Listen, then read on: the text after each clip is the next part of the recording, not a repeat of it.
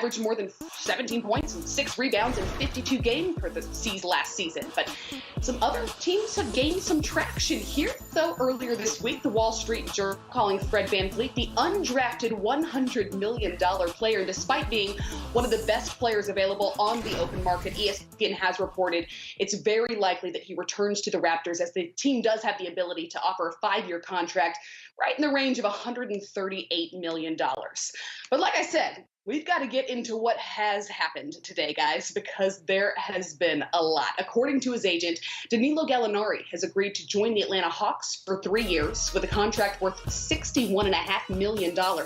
He spent last season with the OKC Thunder after signing a similar contract with the Clippers back in 2017. GA, let me start with you. What is the expectation here for Gallo in ATL?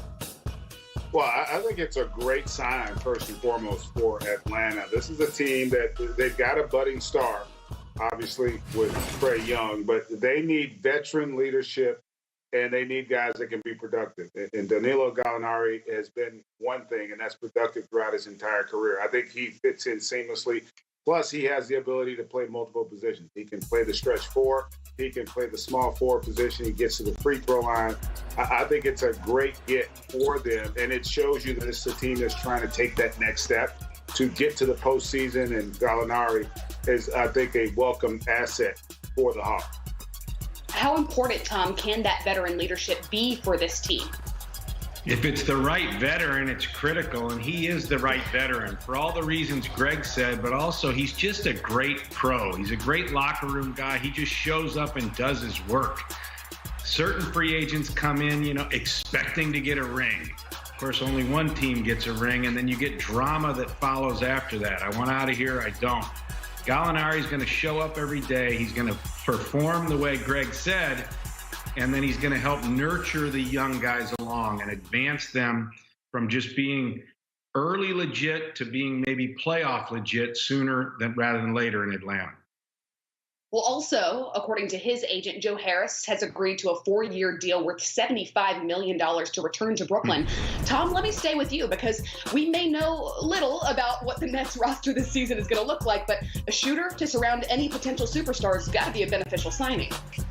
That's right. All those shots being knocked down pays off, right, Joe? Good for you.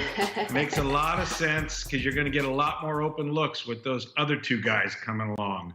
The Kyrie and KD show is going to create so many wide open looks, toe the line, knock it down with confidence. He's proven he's pressure packed as well. He's done it and performed well as they had their innocent rise without the all-stars there. Now he's got all-star support. It's going to be very interesting to see how well he performs. This was their main priority. They got it done. Also, a shooter used to knocking down shots, Davis Bertans, who opted out of the NBA's restart on campus in Orlando, has also agreed to a 5-year deal worth $80 million to stay in D.C. and play for the Wizards. This, according to his agent, the deal will include an early termination option in year 5. GA, when this deal is inked, his decision to opt out of the restart to protect his health will likely have been the best one. Yeah, and in fairness to Davis, I don't think he was worried about the free agency. I think he had already cemented that with how well he had performed. Remember, this is a guy who had doubled his scoring average, shot almost 43% from three on twice as many attempts from the year prior. Just a solid player. Plus, he gives you more versatility because of the size, right? He can play literally 3 positions for you and spacing. It's not just about his ability to make shots. It's about, just like with Joe Harris, it's about their ability to space the floor. It gives more room for your better players to play. And so this was an invaluable signing for the Wizards, one that I, in a lot of ways, felt like was a foregone conclusion. He was such a valuable piece of the puzzle for the Wizards moving forward. Well, let's head out to the Western Conference because this was, fun, we'll call it. Dwight Howard tweeting, then deleting. I'm staying right where I belong, Laker Nation. I love y'all. Purple and gold never gets old.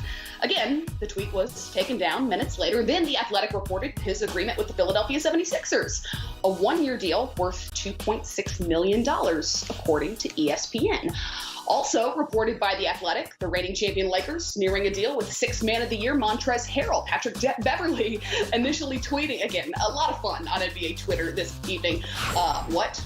With several choice emojis, but then he did come back and say, for real, I'm happy for him though. So let me start with you, GA, on Dwight. What's going to be expected from him in Philly? Well, listen, I'm a little shocked that he decided to go that route. The minutes are going to be there based on how much Joel plays. Remember, this is not a scenario where he's going to be on the floor with Joel Embiid. He is purely going to play backup minutes. And at this stage of his career, it's probably all he was going to get anyway. It's just a matter of what are you looking to do big picture. It does put him back with Daryl Morey, but this is a guy that did help the Lakers win a championship, played a vital role. And now he gets to go to Philadelphia and see if he can help that team get to the finals. I was a little surprised by this, but big picture, if you're the Lakers, I think they got to be thrilled with what they've been able to accomplish thus far this offseason with not just getting Schroeder, but also Montrezl Harrell, because it not only helps their roster, but it also really impacts negatively the Clippers roster in losing him. Let's talk more about that deal, Tom. How did it go down with Montrezl? And do you see him in a similar role off the bench? Man, how about Montrezl?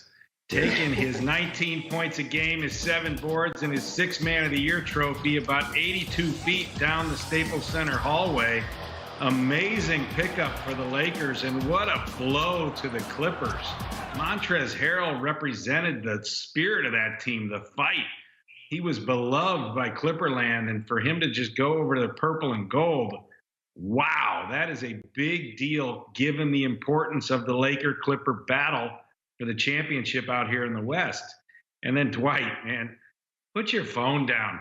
You know, there's no reason to tweet before you got a deal, right? And then I don't know why he's in such a hurry to take a deal tonight. Yeah. He basically took something near the minimum.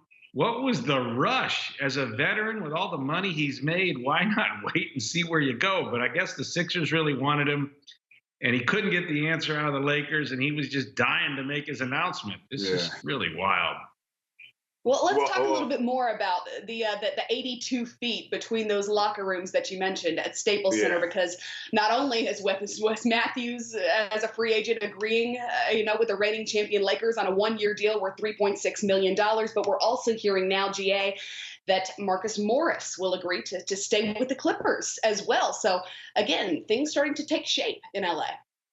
Yeah, if you're the Lakers, I think they're really thrilled. And really to Tom's point, too, for Dwight, you're signing a minimum contract in essence. So you could wait till the day before camp to sign a minimum contract. I mean, that there's no real financial benefit in that regard. And you've given up an opportunity to possibly have a chance to win another World Championship. But in terms of that dynamic between the Clippers and the Lakers, you got to tip your cap. And I was following on social media people